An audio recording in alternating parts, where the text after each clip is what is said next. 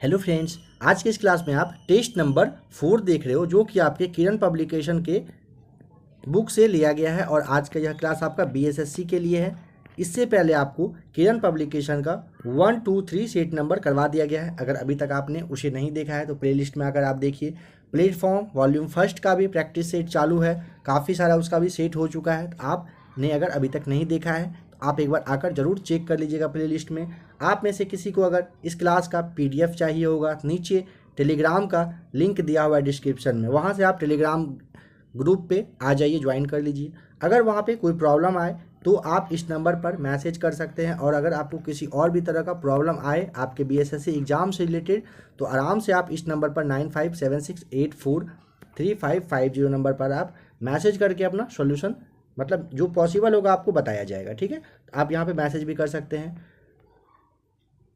और देखिए फ्रेंड्स, अभी के इस क्लास के बाद जो आपका नेक्स्ट क्लास आ रहा है वो एक न्यू बुक के पब्लिकेशन से आ रहा है। जैसा कि आपको पहले ही बता दिया गया था कि बीएसएससी के लिए एक और नया प्रैक्टिस सेट बहुत ही जल्द चालू होने वाला था। तो नेक्स्ट वीडियो में आपको क्राउन पब्लिकेशन का ध्यान रखेंगे। क्राउन पब्लिकेशन के बुक से प्रैक्टिस सेट आपका चालू हो रहा है, तो आप उसके लिए भी रेडी हो जाइए। ठीक है, आज की इस क्लास को देखिए अच्छे से। और फ्रेंड्स, बस एक बात आपको कोशिश करनी है, अगर आपको किसी भी क्वेश्चन में डाउट हो कहने का मतलब अगर आपको उसका आंसर नहीं पता हो तो आपसे रिक्वेस्ट है, आपके एग्जामिनेशन के लिए बताया जा रहा है कि अभी ही आप स्क्रीनशॉट लेकर उस क्वेश्चन को याद कर लीजिएगा। अगर ज़्यादा लगे आपको क्वेश्चन नहीं पता है तो आप पीडीएफ लेकर आज आपको एक पीडीएफ कम से कम यानी कि एक सेट सॉल्व कर लेना है। आपसे रिक्वेस्ट है, आप ही के लिए बताया जा रहा है कि एग्ज़ाम के लिए आप मत छोड़िएगा। एक होता है ना कि कुछ टाइम के बाद पढ़ लिया जाएगा, उस तरीके से अगर आप रखेंगे तो आप बीएसएससी के लिए काफ़ी सारा पीडीएफ तो अपने पास रख लेंगे, यकीन मानिए पढ़ नहीं पाएंगे किसी को भी। इसीलिए अभी से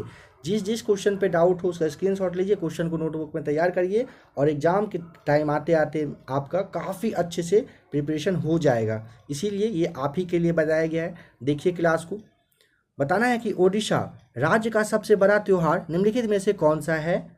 तो ऑप्शन आपका यहाँ पे ना नंबर 4 हो जाएगा, रथ यात्रा। ध्यान देंगे, ओडिशा में रथ यात्रा उत्सव जो है ना, ओडिशा का ये सबसे बड़ा स्थानीय त्यौहार होता है।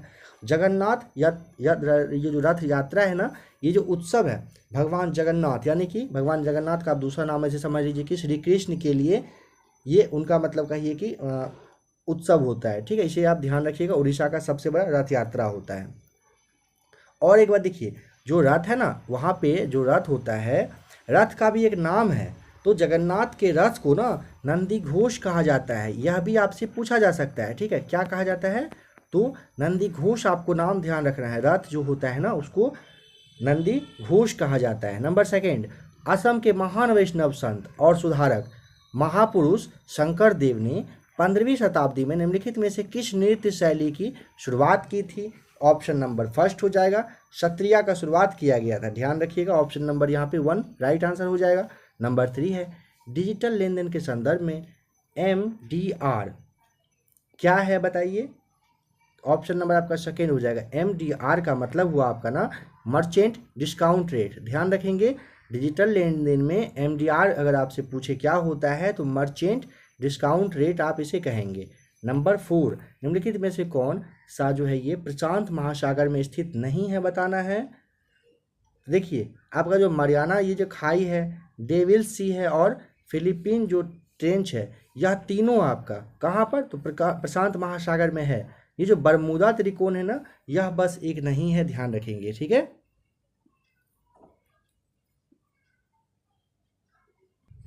तो ऑप्शन आप ध्यान रखेंगे यहाँ पे। ठीक है, ए तो आपका राइट होगा। अब ये भी आप जान लीजिए ना कि बरमूदा त्रिकोण कहाँ पे है। ठीक है, देखिए बरमूदा त्रिकोण कहिए या फिर आप डेविल्स ट्रायंगल या आप हरिकेन एले के रूप में भी इसे कह सकते हैं। इन तीनों नाम बराबर एक ही है। ठीक है, बरमूदा त्रिकोण इसे कहते हैं आप। यह जो है ना उत्तरी अटलांटिक, ध्यान रखेंगे, उत्तरी अटलांटिक जो महासागर है ना, उत्तरी अटलांटिक महासागर का जो पश्चिमी वाला एरिया है वहीं पर है ये। कौन सा, तो बरमूदा त्रिकोण।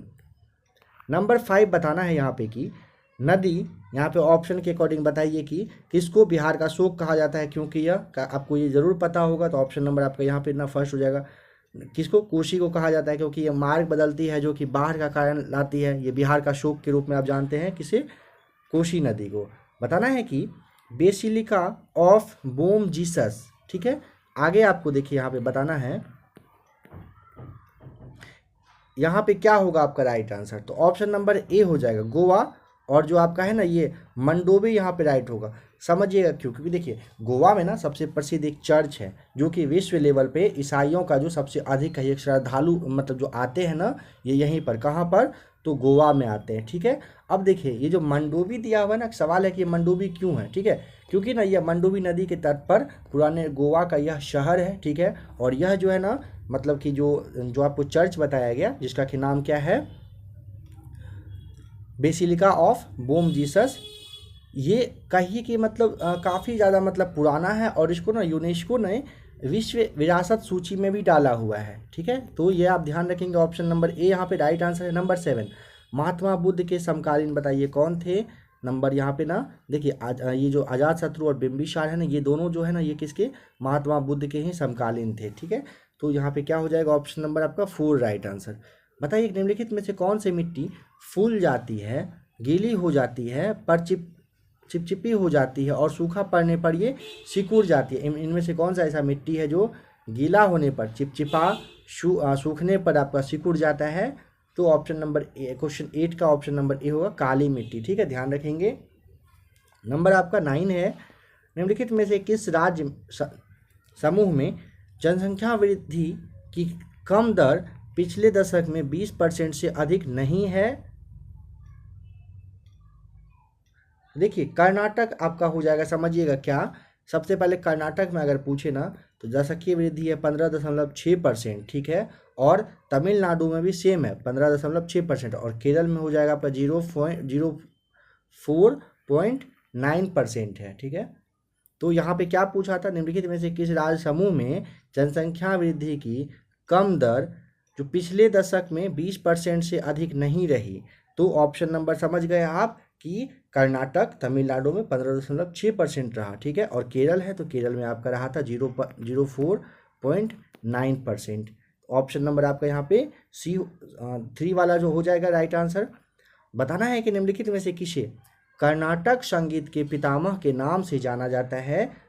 नंबर 4, पुरंदर दास को ध्यान देंगे। देखिए पुरंदर दास को कर्नाटक संगीत का पितामह क्या मतलब होता है ना, दादा, ये ध्यान रखेंगे। बहुत जगह आपको क्वेश्चन आएगा पितामह बताइए, फिर पिता बताइए, तो पितामह मतलब दादा होता है, ध्यान रखिएगा हमेशा के लिए। देखिए शिलालेख वगैरह में ना दिया हुआ था, मतलब उसी से प्रूफ होता है ना कि इनका जो है ना पुरंदर दास, इनका जो जन्म अगर आपसे पूछेगा तो 1484 ईस्वी में हुआ था। कर्नाटक का एक जो ये शिवमोगा जिला है इसी जगह पर हुआ था 1484 ईस्वी में, ध्यान रखेंगे।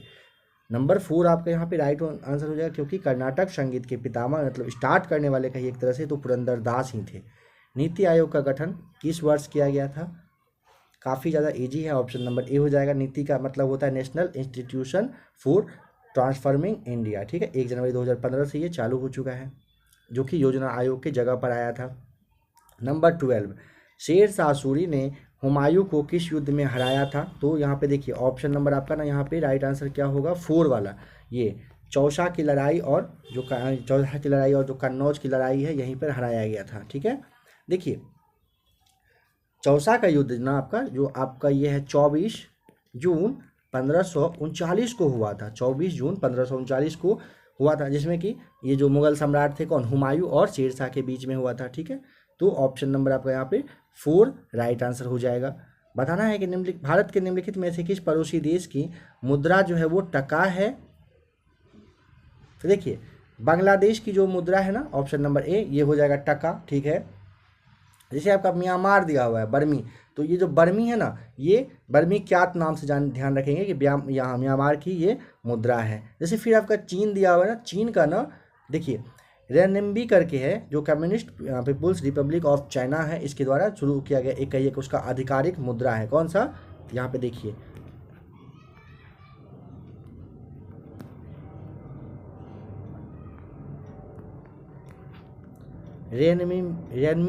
रेनमी करके है। ठीक है, और जैसे आपका श्रीलंका दिया हुआ है तो श्रीलंका का आपको पता होना चाहिए, श्रीलंका का जो ना रुपया श्रीलंका की ये मुद्रा है।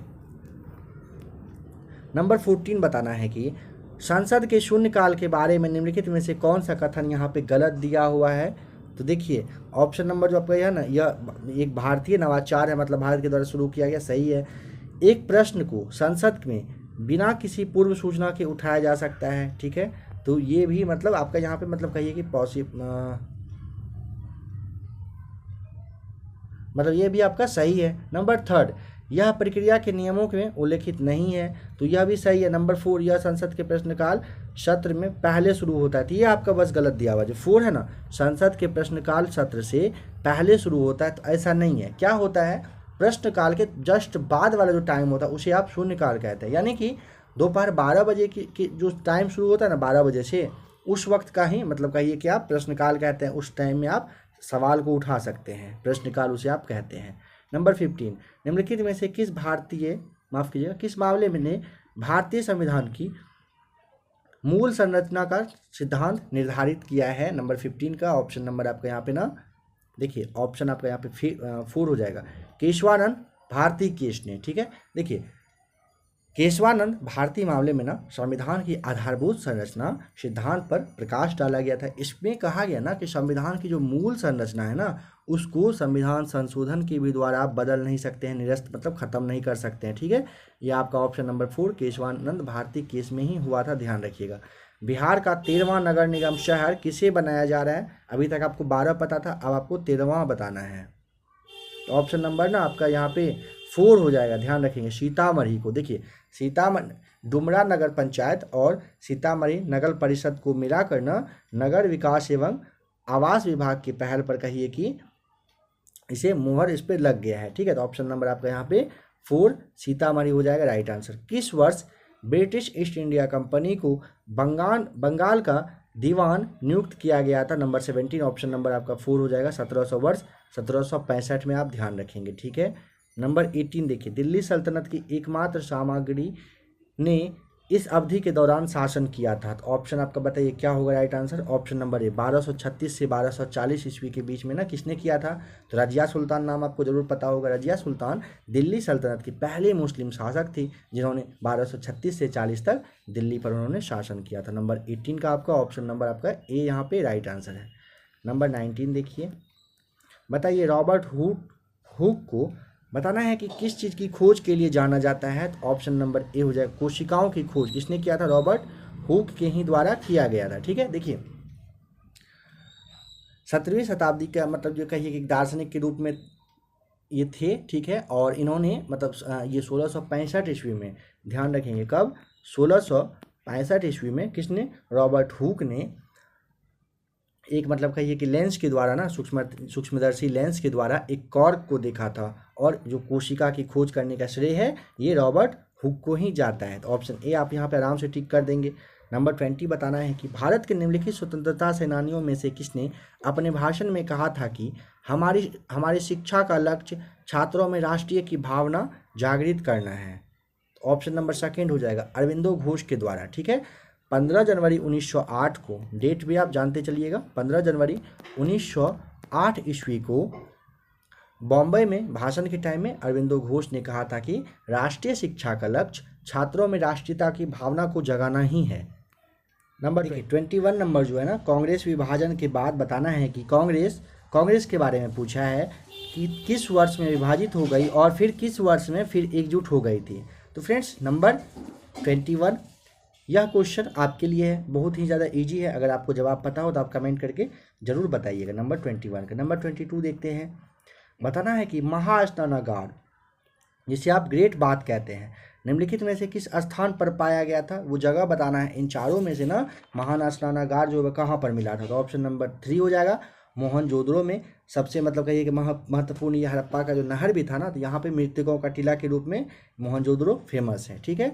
अगर पूछेगा महान स्नानागार कहाँ पर मिला था, तो मोहनजोदड़ो में ही मिला था, ऑप्शन नंबर आपका 3 यहाँ पे राइट आंसर हो जाएगा। नंबर 23 बताना है कि 71वें संवैधानिक संशोधन अधिनियम के माध्यम से भारतीय संविधान की 8वीं अनुसूची में निम्नलिखित में से कौन सी भाषा नहीं जोड़ी गई, तो नंबर आपका यहाँ पे 3 हो जाएगा, सिंधी को नहीं जोड़ा गया था, बाद बाकी कोंकणी, मणिपुरी और नेपाली को जोड़ा गया था, ठीक है। और एक बात देखिए, अनुच्छेद जो आपका 346 दिया हुआ है ना, इसी में कहा गया है कि देवनागरी लिपि में ही कहिए कि हिंदी आधिकारिक भाषा के रूप में होगी, ठीक है।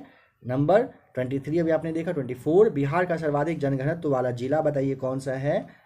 नंबर फर्स्ट हो जाएगा शिवहर। ठीक है, अगर पूछे कि मतलब कि शिवहर के बारे में बताइए कितना है ना, तो आपको काफ़ी बार पहले बीपीएससी के प्रैक्टिस शीट में ये बताया गया था 1880 है शिवहर का, ध्यान रखेंगे। और सबसे कम अगर पूछता है आपसे तो आपको कैमूर ध्यान रखना है। अगर पूछे कितना है कैमूर का तो 488 बस है। ठीक है, और सबसे ज़्यादा शिवहर का 1880 और इसका 488 कैमूर का।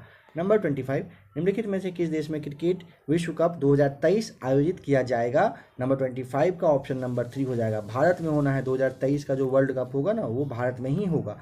निम्नलिखित में से कौन सी पीली क्रांति से संबंधित है। तो पीली क्रांति से आपसे पूछा है ना, तो देखिए इन दोनों में तो था नहीं यहाँ पे। हाँ, तिलहन उत्पादन ऑप्शन नंबर यहाँ पे 4 आपका राइट आंसर हो जाएगा। पीली क्रांति कहाँ से, तो पीली क्रांति जो है ये आपका हो जाएगा कहाँ से, तो तिलहन के उत्पादन से होता है। ठीक है, देखिए मत्स्य भी दिया हुआ था ना आपका, मत्स्य उत्पादन नीली क्रांति से। अनाज उत्पादन जो है आपका हरित क्रांति हो जाएगा। जैसे दूध आपका दिया हुआ है, दूध उत्पादन जो होता है ये कहाँ कौन सा क्रांति होगा, तो श्वेत क्रांति से। और तिलहन जो हो जाएगा ये आपका पीली क्रांति से।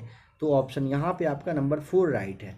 बताना है कि न्यूनतम समर्थन मूल्य का निर्धारक है कौन है। 27 का ऑप्शन नंबर 3 कृषि लागत एवं मूल्य आयोग जो है ये होता है। और फ्रेंड्स एक बात यहाँ पे समझिएगा, आपके लिए बहुत ही जल्द एक क्लास आ रहा है जिसमें कि आपको किस किस टॉपिक से कौन कौन सा क्वेश्चन आया था, और मतलब कहिए कि टोटल जो आपका 150 क्वेश्चन आएगा ना, या तो एक या तो दो पार्ट में आपको इस टोटल 150 क्वेश्चन के बारे में बता दिया जाएगा कि किस टॉपिक से कौन सा क्वेश्चन आया था। यानी कि टॉपिक वाइज आपको 150 क्वेश्चन बता दिया जाएगा कहाँ से आया था और कहाँ से इस बार आपका आने का चांस है।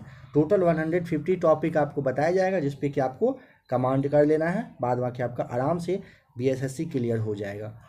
इनमें से कौन चंपारण आंदोलन से संबंधित नहीं है बताना है। नंबर 28 का ऑप्शन नंबर 4 जयप्रकाश नारायण संबंधित नहीं है। बाद बाकी राजेंद्र प्रसाद, अनुग्रह नारायण सिंह और जेबी कृपलानी तो चंपारण आंदोलन से ही संबंधित थे। और ये जो जयप्रकाश नारायण है आपको पता होना चाहिए कि ये भारत छोड़ो आंदोलन से जुड़े हुए थे 1942 के आसपास में। 1 रुपए के नोट पर किसके हस्ताक्षर होते हैं। 29 का ऑप्शन नंबर 2 हो जाएगा। वित्त सचिव का होता है। बस 1 रुपए के नोट पर ना वित्त सचिव का साइन होता है। ठीक है, बाद बाकी इसके अलावा जैसे आपका जो नोट होता है ना उस पर किसका साइन होता है, तो भारतीय रिजर्व बैंक के जो गवर्नर होते हैं उन पर होता है, ये भी ध्यान रखिएगा। रेगिस्तान का जहाज किस जानवर को कहा जाता है, तो आपको पता ही है, काफ़ी इजी है। ऑप्शन नंबर 2 हो जाएगा ऊँट को। दादा साहब फाल्के पुरस्कार किस क्षेत्र में योगदान के लिए दिया जाता है। नंबर 31 का ऑप्शन नंबर 4 हो जाएगा, फिल्म में दिया जाता है। संसद में गुजरात राज्य की कितनी सीटें आवंटित है, यानी कि बताना है कि एमपी गुजरात में कितना है टोटल। ये काफ़ी अच्छा खासा क्वेश्चन है, आपको ये जानना ही चाहिए हर स्टेट के बारे में। तो नंबर 32 का ऑप्शन नंबर बताइए, नंबर फर्स्ट हो जाएगा। 26 सीट है जो कि कहाँ से, गुजरात से चुनकर सांसद आते हैं यानी 26, और बिहार से 40 ध्यान रखिएगा। यूपी से पूछे तो 80 ध्यान रखना है। नंबर 33 आज़ाद हिंद फौज किसके नेतृत्व में लड़ी थी। नंबर 33 का ऑप्शन नंबर 4 हो जाएगा। सुभाष चंद्र बोस के नेतृत्व में ही आज़ाद हिंद फौज का सारा कुछ हुआ था, लड़ाई करना या जो भी प्रोसेस करना था। भारतीय राष्ट्रीय कांग्रेस की स्थापना हुई थी कब।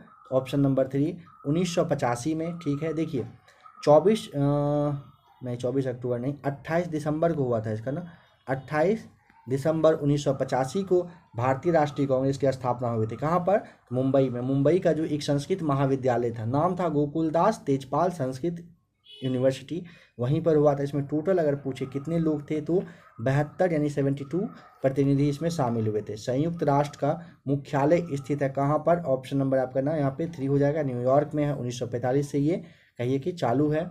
नंबर 36 देखते हैं, बताना है कि विश्व पर्यावरण दिवस कब मनाया जाता है। दिवस से भी आपका सवाल एक आएगा, तो यहाँ पे 5 जून हो जाएगा। Option number A right answer. ठीक है, 5 जून, ये भी ध्यान रख लीजिएगा। 1974 यानी कि 1974 को पहली बार विश्व पर्यावरण दिवस मनाया गया था। ठीक है, ये भी पूछेगा ही आपसे कब मनाया गया था पहली बार, तो बता देना आराम से 1974 5 जून को। भारत में ग्रीष्मकालीन मानसून के प्रवाह की सामान्य दिशा निम्नलिखित में से कौन सी है।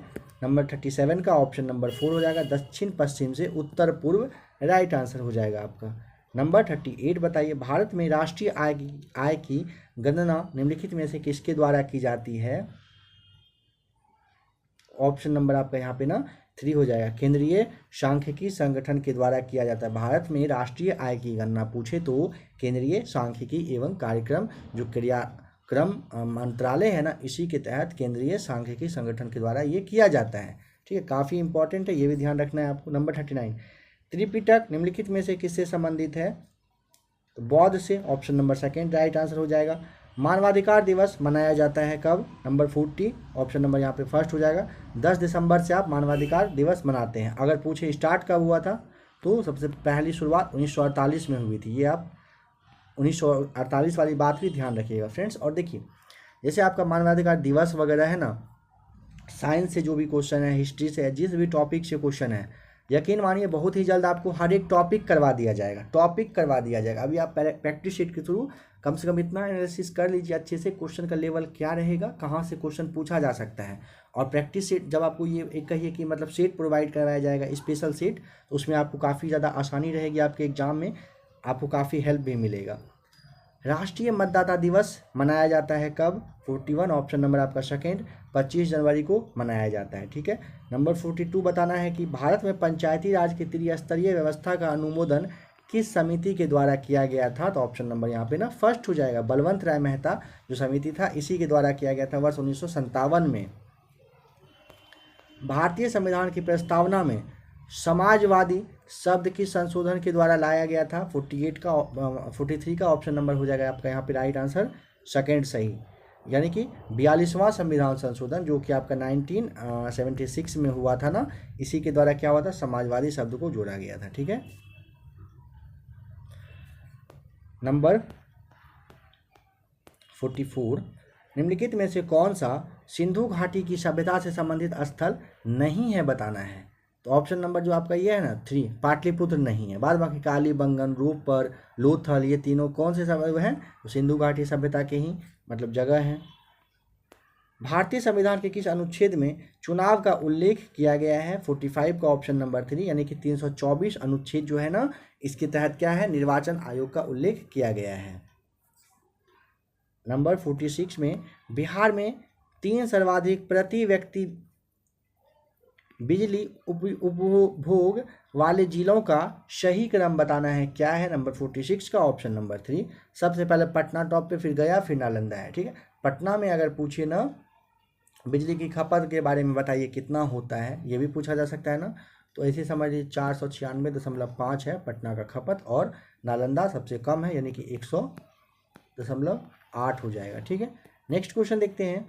डिस्कवरी ऑफ इंडिया पुस्तक के लेखक बताइए कौन है? नंबर सेकंड, जवाहरलाल नेहरू के द्वारा लिखा गया है। वह स्थल जहां हर्षवर्धन ने बौद्ध महासम्मेलन का आयोजन किया था, जगह बताइए। नंबर सेकंड, प्रयाग में किया गया था। ठीक है, हर्षवर्धन ने बौद्ध महासम्मेलन पूछे कहाँ पर? तो प्रयाग में किया था। नंबर 49 बताना है, चिल्का झील स्थित है कहाँ पर? नंबर 3, उड़ीसा में है, ध्यान रखेंगे, यह जो है खारे पानी की भी झील है। 50 नंबर, अंतरिक्ष में भेजा गया भारत का पहला उपग्रह का नाम बताइए। नंबर 3, आर्यभट्ट था, ध्यान रखेंगे क्या नाम था? आर्यभट्ट। नंबर 3 हो जाएगा। अगर पूछे कि डेट बताना है आपको, 19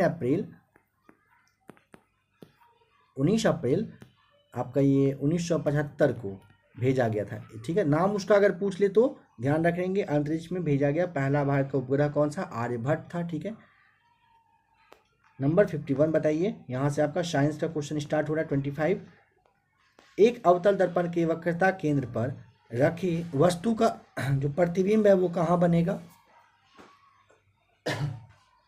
तो नंबर 51 का ऑप्शन नंबर आपका ना 3 हो जाएगा, वक्रता केंद्र पर बनता है। ठीक है, नंबर 52 है, एक सांवली त्वचा की व्यक्ति एक गोरी त्वचा की व्यक्ति की तुलना में बताइए यहाँ पे क्या होगा? तो देखिए फ्रेंड्स, यहाँ जो है ना काफ़ी ये भी इंपॉर्टेंट है, सोचने वाली बात है आपके लिए। तो यहाँ पे देखिए नंबर 3 जो है ना, अधिक गर्मी तथा कम सर्दी का अनुभव करेगा। रीजन क्या है? क्योंकि आपको पता है यहाँ पे कलर डाउन पूछा ना, सांवला यानी कि काला के बारे में अगर कह सकते हैं आप, गोरा से तो सांवला जो है वो तो ब्लैक में ही थोड़ा सा आता है, तो क्योंकि आपको पता होगा कि काला रंग जो है ना ऊष्मा का सबसे अच्छा अवशोषक और उत्सर्जक होता है। इसी वजह से क्या होगा, एक सांवली त्वचा का व्यक्ति एक गोरी त्वचा के व्यक्ति की तुलना में अधिक गर्मी और कम सर्दी का अनुभव करेगा। पॉजिट्रॉन की खोज किसने की थी? काफ़ी अच्छा खासा क्वेश्चन है, नंबर 4 हो जाएगा।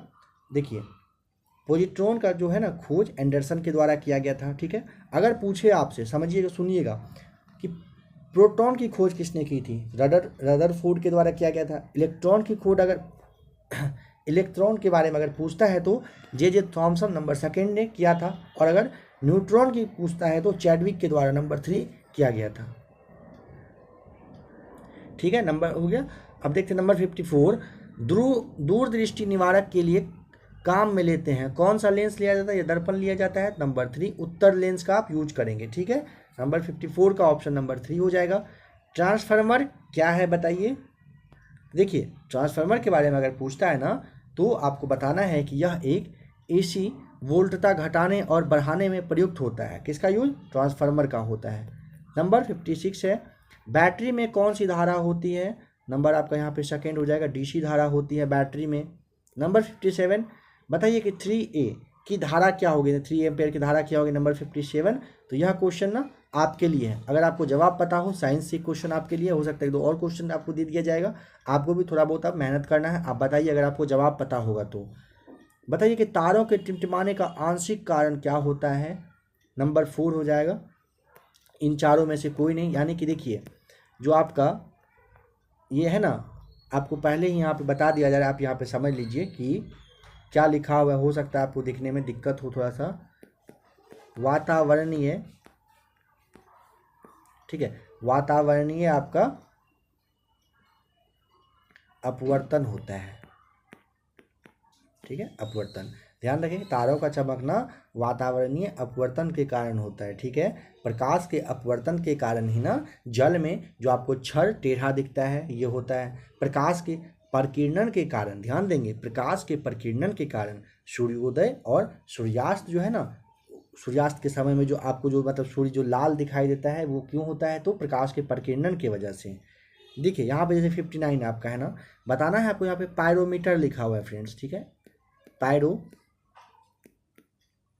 पायरोमीटर बताना है कि पायरोमीटर से मतलब कहिए कि जो आपका पूछा है कि मतलब उच्च जो तापमान है वो कितना होगा। नंबर फर्स्ट हो जाएगा यहाँ पे आपका, जो आपका है ना 800 से लेकर ना यहाँ पे 800 से ऊपर यहाँ पे दिया हुआ है, तो पायरोमीटर से उच्च तापमान 800 से 2700 डिग्री सेल्सियस तक ये मापा जाता है, ठीक है। पायरोमीटर मापा जाता है, पूछा था। नंबर 60 है, विशिष्ट ऊष्मा का मात्रक यहाँ पे बताना है, क्या हो जाएगा राइट आंसर, तो ऑप्शन नंबर 3 हो जाएगा, विशिष्ट ऊष्मा का मात्रक होता है। नंबर 61 है, किस ताप पर ध्वनि का वेग 332 मीटर प्रति सेकेंड होता है। तो 61 का ऑप्शन नंबर आपका ना 1 हो जाएगा। 0 डिग्री सेल्सियस पर ध्वनि का वेग 332 मीटर पर सेकेंड होगा, ठीक है। नंबर 62 है, सेकेंड पेंडुलम का आवर्तकाल बताइए कितना होता है। नंबर सेकेंड हो जाएगा, 2 सेकेंड आपका होता है, ठीक है। और ध्यान देंगे पृथ्वी के केंद्र पर सेकेंड जो लोलक का आवर्तकाल होता है, अगर यह पूछ ले कितना होता है तो अनंत आपको बताना है। पारे तथा कांच के बीच स्पर्श कोण का मान बताना है कितना होता है। नंबर 63 का, काफ़ी ज़्यादा ये वीवीआई है आपका, ठीक है। देखिए पारे तथा कांच के बीच का स्पर्श कोण आपका ऑप्शन नंबर 4 हो जाएगा, 135 डिग्री होता है, ठीक है। समझिएगा फ्रेंड्स थोड़ा सा, चांदी और जो कांच के बीच का स्पर्श कोण अगर आपसे पूछेगा ना तो 90 डिग्री होता है। चांदी काफ़ी इंपॉर्टेंट है, समझिएगा, चांदी और कांच के बीच का अगर पूछता है ना स्पर्श कोण तो 90 डिग्री होता है, ठीक है। और देखिए सामान्य जल और कांच के बीच अगर स्पर्श कोण पूछ ले आपसे तो 8 डिग्री आपको बताना है। नंबर 64, एक बार बराबर होता है कितना 64 का, तो ऑप्शन नंबर आपका यहाँ पे ना 3 हो जाएगा, 10⁵ पास्कल होता है, ठीक है। एक बार इक्वल टू बताना है कि दूध की शुद्धता जो मापने का यंत्र है वो क्या है। नंबर 3, लैक्टोमीटर से आप दूध की शुद्धता को मापते हैं, ठीक है। आपका जो ये जो अपेक्षित घनत्व की माप है ना वो हाइड्रोमीटर के द्वारा मापा जाता है, ठीक है। हाइड्रोमीटर के द्वारा, हाइग्रो नहीं, हाइड्रोमीटर, ध्यान रखिएगा, अपेक्षित घनत्व की माप के द्वारा ये मतलब मापा जाता है। मिल्क ऑफ मैग्नीशियम के रूप में बाजार में लाए जा रहे अम्ल का मुख्य तत्व बताइए क्या होता है। नंबर 3, MgOH2 आपका हो जाएगा राइट आंसर, यानी कि मिल्क ऑफ मैग्नीशिया जो है ना, जिसे आप मैग्नीशियम हाइड्रोक्साइड कहते हैं। ऑप्शन नंबर 3 यहाँ पे राइट आंसर है। कृषि कार्य में प्रयोग किए जाने वाले प्रमुख रासायनिक उर्वरक यूरिया में नाइट्रोजन की प्रतिशत मात्रा बताना है, कितना होता है, नंबर 3 हो जाएगा, 46% रहता है। ठीक है, ये आप ध्यान रखिए, कितना परसेंट, तो 46%। आइए नंबर 47 देखते हैं, 47 नहीं 68 देखते हैं। निम्नलिखित में से अश्रु गैस का घटक इनमें से कौन सा है, तो 68 का ऑप्शन नंबर 4 हो जाएगा, क्लोरोपिक्रीन हो जाएगा राइट आंसर। ठीक है, और अगर पूछे कि मतलब इसका बता दीजिए कि मतलब फॉर्मूला सूत्र क्या होता है, तो CCl3NO2 हो जाएगा यहाँ पे राइट आंसर। बताइए कि सुरमा के निर्माण में किस तत्व का प्रयोग किया जाता है, तो 69 ऑप्शन नंबर सेकंड हो जाएगा, एंटीमनी का यूज किया जाता है। ठीक है, एंटीमनी को आप SB से डिनोट करते हैं, इसका यूज होता है किस चीज़ में, सुरमा के निर्माण में किया जाता है। बताना है कि निम्नलिखित ईंधनों में से कौन सा न्यूनतम वायु प्रदूषण करता है, नंबर आपका यहाँ पे ना सेकंड हो जाएगा, हाइड्रोजन। ध्यान रखेंगे, न्यूनतम वायु प्रदूषण अगर पूछता है आपसे ना, तो कौन सा करता है, तो हाइड्रोजन करता है। नंबर 71 है कि निम्नलिखित में से कौन सा यहाँ पे सही सुमेलित नहीं है, बताना है। तो फ्रेंड्स देखिए, नंबर 71 भी आपके लिए छोड़ा जा रहा है। आपका तैयारी कैसा है, नहीं है, आप कमेंट करके बताइएगा, नहीं तो आपको फिर बता दिया जाएगा इस क्वेश्चन का भी आंसर। नंबर 72 देखिए, मिट्टी के तेल में रखा जाने वाला तत्व है। फ्रेंड्स देखिए, आपका तैयारी किस लेवल का है, प्लीज़ आप कमेंट करके ज़रूर बताइएगा, यानी तो आप मैसेज करके बताइएगा आपको 0 लेवल से हाई लेवल तक जाना है, या आपका प्रिपरेशन पहले से अच्छा है, आप उसको बस रिवाइज करना चाहते हैं, आप बताइएगा। उस तरीके का भी स्पेशल वीडियो अभी आना बाकी है। अभी ABC एकेडमी पर बहुत ही जल्द बहुत ही सारा प्रैक्टिस सेट, बहुत ही सारा क्लास अपलोड होने वाला है, जो आपके BSSC के लिए काफ़ी ज़्यादा हेल्पफुल रहेगा। बहुत जल्द आप इस चीज़ को देख लेंगे, समझ जाएंगे। मिट्टी के तेल में रखा जाने वाला तत्व बताइए क्या होगा, तो ऑप्शन नंबर आपका ना यहाँ पे 4 हो जाएगा, सोडियम को। देखिए, सोडियम एक ऐसा तत्व होता है जो कि वायु के संपर्क में आने पर जल जाएगा, इसीलिए इसे केरोसिन में रखा जाता है। ठीक है, ये आप ध्यान रखिएगा। सोडियम और जो पोटेशियम होता है, इन दोनों को आप चाकू से भी काट सकते हैं। शरीर के किस भाग में पित्त रस का उत्पादन होता है, नंबर 4 यकृत में होता है। पित्त रस का स्राव जो है कहाँ से, यकृत से ही होता है। मानव शरीर का एकमात्र अंग जो पुनः विकसित या फिर पुनः सृजित हो सकता है, वो कौन सा पार्ट है, नंबर आपका 3 हो जाएगा, जिगर। जिगर एक ऐसा मतलब कहिए अंग होता है कि जो फिर से विकसित किया जा सकता है। नंबर 75 पेलाग्रा व स्कर्वी क्रमशः कौन से विटामिनों की कमी के कारण होता है, तो नंबर आपका यहाँ पे सेकंड, विटामिन B3 और विटामिन C की वजह से होता है। ध्यान रखेंगे कि देखिए, आप यहाँ पे थोड़ा सा ये समझ लीजिए, विटामिन A की वजह, ए का जो रासायनिक नाम है वो क्या है, विटामिन A का रासायनिक नाम रेटिनॉल है, और इसकी वजह से रतौंधी पथरी वगैरह होता है। विटामिन जो आपका B1 है, B1 का रासायनिक नाम थायमिन है, इससे बेरी या फिर लकवा होता है। विटामिन जो आपका B2 है, ध्यान देंगे, B2 जो का रासायनिक नाम राइबोफ्लेविन है, और इससे ना फॉलिसिस नामक रोग होता है। विटामिन B3 के बारे में अगर आपसे पूछ लेगा, विटामिन B3, तो B3 से नियासिन इसका रासायनिक नाम है, और इससे पेलाग्रा नामक रोग होता है। और विटामिन जो C है, इससे आपका क्या होता है, स्कॉर्बिक एसिड, जिसे आप रासायनिक नाम से जानते हैं, और इसी की कमी से अगर पूछे कौन सा, तो स्कर्वी नामक, विटामिन C से जान लीजिए, स्कर्वी नामक रोग होता है। तो फ्रेंड्स, अभी आपने टोटल 75 क्वेश्चन देखा, जिसमें कि आपके लिए 2 क्वेश्चन छोड़ा गया है।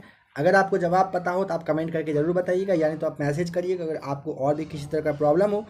अभी आपने प्रैक्टिस सेट नंबर 4 देखा, जो कि आपकी BSSC और किरण पब्लिकेशन के बुक से लिया गया था। BSSC के लिए किरण पब्लिकेशन के बुक से।